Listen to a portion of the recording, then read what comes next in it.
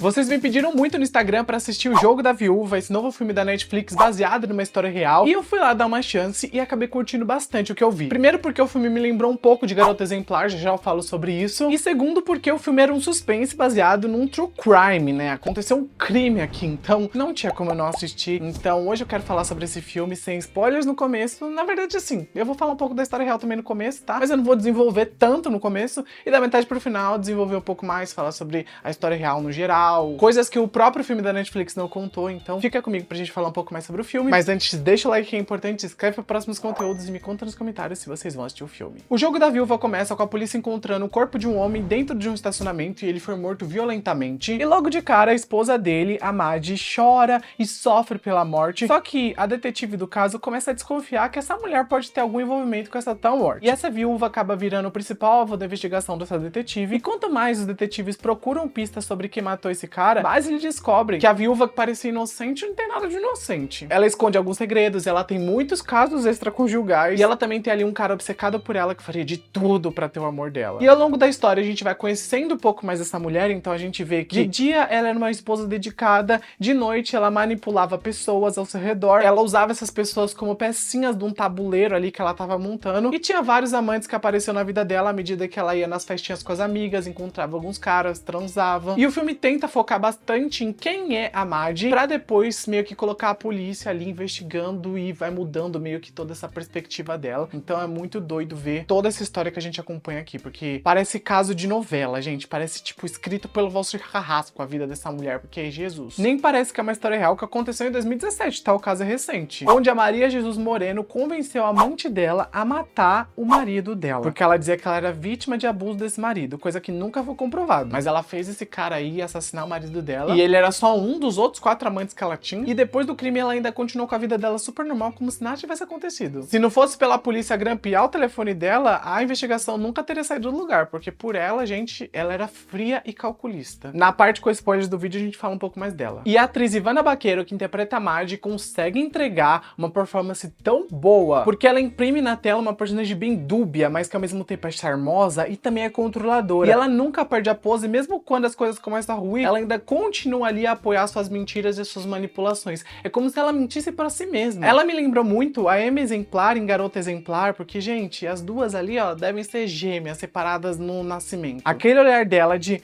não fui eu juro. Ai, gente, ela entregou muito, essa atriz. É algo tão cínico que a gente vê na tela que me deu um pouco de raiva. Mas eu queria tanto ver onde toda essa loucura dela ia terminar que eu tava bem cativado, sabe? Então, a ambiguidade que ela trouxe pra personagem foi algo muito bom. Já a direção do filme também merece créditos, ela não tenta transformar esse caso em algo sensacionalista, tanto que as próprias cenas um pouco mais brutais ou até cenas de sexo são meio que cortadas, são meio que diminuídas. Então o filme tenta ser mais direto, sem malabarismo. Então a direção traz uma elegância, cria um clima que também mostra uma tensão interessante, que é moderada. Não é muito exagerada, mas também não é pouca. Então ela tá ali na medida certa. E isso faz com que o ritmo, que é um pouco mais lento, que aliás isso não é um defeito do filme, se case muito bem com até mesmo as investigações que a polícia tá fazendo. E também com os flashbacks que aparecem pra explicar toda a cronologia envolvendo a relação que a protagonista cria com seus amantes. No fim das contas, eu curti o Jogo da Viúva. Ele pode ter sido raso em desenvolver alguns personagens, principalmente a Maddie em alguns momentos. Você percebe que a motivação dela em si não é explicada. O motivo dela fazer o que ela fez não é totalmente explicado, né? Eles dão um conceito ali do porquê ela fez aquilo, que eu vou falar na parte agora com spoilers, mas eles não trazem toda a bagagem sobre o psicológico dela, coisa que eu gostaria de ver. Mas tudo bem, sabe? O filme nunca se propôs a ir a fundo nesse psicológico dela. O filme sempre se propôs a ser um entretenimento que adaptasse o caso real e ele fez isso. E entregou uma boa atenção, entregou atuações sólidas, entregou uma boa dose de indignação. Eu, pelo menos, fiquei chocado com a palhaçada que essa mulher fez. Então, se você curte suspense policial, histórias bizarras e também, né, uma trama que parece que saiu da novela das 9, você vai gostar de Jogo da Viúva. Me conta aí nos comentários se você já assistiu. Não esquece de também comentar se você concorda ou discorda de alguma coisa que eu falei, o que você achou desse caso doido. Coloca tudo lá. Se assistiu até esse ponto do vídeo, coloca uma aranha lá nos comentários pra representar a Viúva Negra, porque o filme no título original chama La Viúva Negra. E a partir de agora eu vou falar sobre a história real e o filme com spoilers, então já fica avisado. O filme então é inspirado no caso da Viúva Negra de Patraix, que aconteceu em Valência, na Espanha, no distrito de Patraix, e tudo se iniciou em 16 de agosto de 2017, quando a polícia encontrou o corpo do Antônio, o aqui no filme Arturo, jogado no estacionamento do prédio dele, onde ele vivia ali, e esse estacionamento não tinha câmeras, aliás, e ele foi brutalmente assassinado com facadas que perfuraram seus pulmões, coração, matando ele ali em minutos. E só algumas horas depois, os vizinhos encontraram ele, e a polícia polícia até cogitou inicialmente que poderia ter sido um assalto que deu errado e acabou acarretando na morte dele, mas a polícia descartou essa ideia. Graças à detetive Eva, que começou a montar aí esse quebra-cabeça, pecinha por pecinha, e ela colocou no centro da investigação a viúva do Antônio, a Maria Jesus, que tinha 27 anos na época e era conhecida como Magê. E quando ela descobriu que o marido dela estava morto, essa viuvinha começou a chorar, fez cara de pobre coitada, mas a polícia já tava de olho que o crime tava esquisito, tinha uma cara de crime passional por conta da violência em torno dessa morte do Antônio. E também por conta dessa própria viúva que começou a agir de uma forma bem esquisita depois da morte do marido, né? Primeiro que ela foi esquisita no interrogatório com a polícia. Segundo que ela meio que tava ignorando a família do marido e ela não mostrava que gostava da família, ela era bem distante deles. E terceiro porque ela tava fazendo de tudo pra vender a casa dos dois ali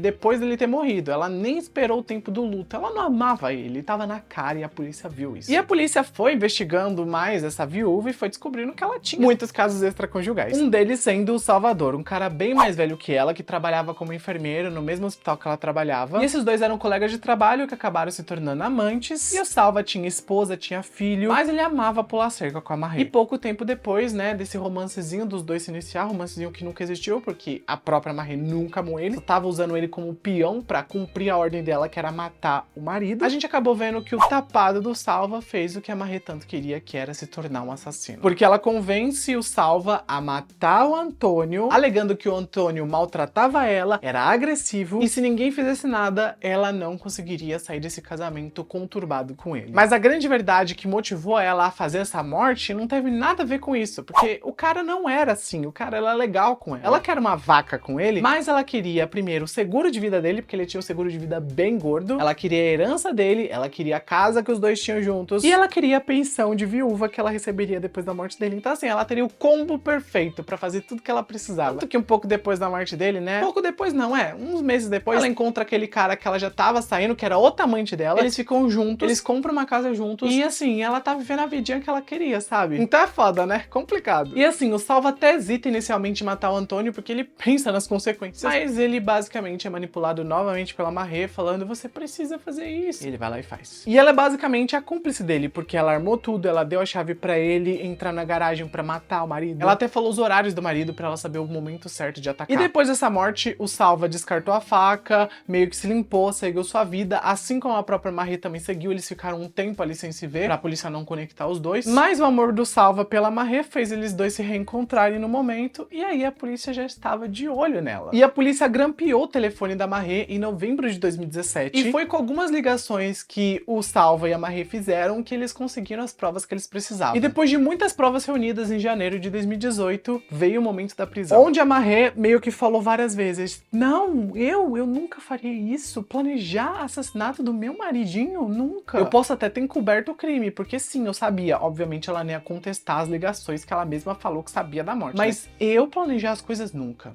fiz isso. E o Salva, que tava tonto de amor pela Marrê, falou, não, foi eu que fiz, matei ele mesmo, fiz isso pra proteger ela, porque o marido dela era agressivo, isso e aquilo, e eu não ia perder o amor dela, eu não queria perder ela, então eu fiz mesmo. E essa confissão dele falando que ele fez sem a ajuda dela, né, sem ela colaborar com isso, exonerou ela desse caso. Mas a detetive do caso não ficou convencida com esse depoimento dele, levou ele até o lugar onde ele descartou a arma do crime, né, eles pegaram a faca pra comprovar que foi ele mesmo que matou, reuniram as provas que ele meio que entregou, né, pra polícia de onde ele tinha descartado, e eles começaram a trocar cartas um com o outro, a Marrê e o Salva começaram a meio que mandar carta um pro outro, porque mesmo exonerada, ainda assim a polícia conseguiu mandado pra deixar a Marrê presa até o julgamento acontecer. E tudo mudou pra esses dois quando o Salva descobriu que a Marrê tinha um relacionamento com outro detento. E isso foi a gota d'água pra ele, né? Saber que ela tinha outra amante até mesmo na cadeia. E foi o ponto onde ele decidiu mudar a declaração dele, e ele falou isso ali pra um juiz, perante um juiz, né? Ele alegou que ele sofreu abuso psicológico da própria Marrê, que ela meio que manipulou ele a fazer o que ela precisava. E o júri popular acabou acreditando nessa declaração que o Salvador deu, fazendo assim os dois se tornarem culpados perante um juiz. E a pena da Marrê foi ainda maior do que a do Salva, mesmo ele tendo matado. Primeiro porque ele colaborou com o julgamento, falando realmente toda a verdade. E segundo porque ela meio que estava envolvida com o assassinato de uma pessoa com parentesco, que era o marido dela, fazendo assim a pena ser ainda maior. Em outubro de 2020, o júri condenou a Marrê a 22 anos de prisão e o Salva a 17 anos de prisão. E eles estão cumprindo até hoje essa pena. E além disso, eles vão ter que pagar $250 mil pra família do Antônio, né, que acabou perdendo ali ele. Então, assim, essa indenização provavelmente vai sair de algum lugar, mas sei lá como que vai ser, não sei como funciona isso. Porque você tá preso, eu acho que você não vai ter esse dinheiro pra pagar, mas enfim, fica essa dúvida. E no geral, pra concluir o que eu tenho a dizer, antes de falar da última curiosidade, eu preciso mencionar que alguns saltos temporais aqui no filme são muito mal deslocados, né? Eu não sei se vocês tiveram essa mesma sensação, mas tudo se desenrola com um tempo meio corrido. Então, assim, alguns meses se passarem, parece que só se passaram dias de uma coisa pra outra. Então eu sinto que essa passagem temporal foi um problema aqui. Mas, enfim, é um filme, né? Não tinha como eles fazerem algo diferente. Acho que eles deram o que eles conseguiram. E também eu preciso dizer que algumas conversas que acontecem, por exemplo, quando a Marrê tá com Salva dentro do apartamento dela, essas conversas são ficcionadas, não existiram. Então, assim, não tem como a gente saber o que era real e o que não era. A gente só sabe o que as gravações mesmo trouxeram. As gravações de celular são realmente reais, aconteceram. A gravação que a gente ouve no começo também aconteceu. Então, todas as gravações que a gente vê aí aparecendo no filme são gravações realmente que aconteceram na vida real. Mas o resto é tudo ficcional. E pra finalizar, a curiosidade que não foi mencionada do filme é que a Marrê engravidou na prisão em julho de 2023 e deu à luz aí atrás das grades. E ela tá atualmente com um detento que foi condenado lá em 2008 e é isso, né? Não vou desenrolar que detento que é, porque o vídeo vai ficar longo e esse não é o foco do vídeo. Mas me conta o que vocês acharam do filme, me conta o que vocês acharam do caso real, coloca tudo nos comentários. Clica no botão do like, é importante, se inscreve para próximos conteúdos. Eu fico por aqui. Beijo, tchau!